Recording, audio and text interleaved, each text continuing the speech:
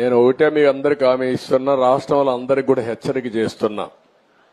ఎవరైనా సరే ఆడబిడ్డల జోలుకొచ్చి మదాంధకారంతో గాని ఇచ్చలవిడిగా ప్రవర్తిస్తే ఎవరిని వదిలిపెట్టను. ఎవడైనా అత్యాచారం చేస్తే మాత్రం అదే వాళ్ళకు లాస్ట్ డే అవుతుంది, గుర్తుపెట్టుకోమని మరొక్కసారి హెచ్చరిస్తున్నా. గవర్నమెంట్ అంటే తమాషా ఆడద్దండి. ఏదో గవర్నమెంట్ అంటే బెదిరిస్తే బెదురుతుందని కాదు.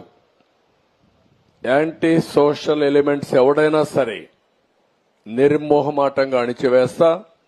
మర్యాదగా ఇంతవరకు చెప్పా.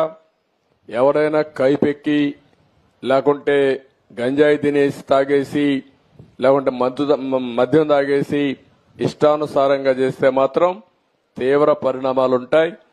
మొన్నటి వరకు నేను ఎందుకంటే స్లోగా బిల్డప్ చేయాలి కాబట్టి బిల్డప్ చేస్తున్నా.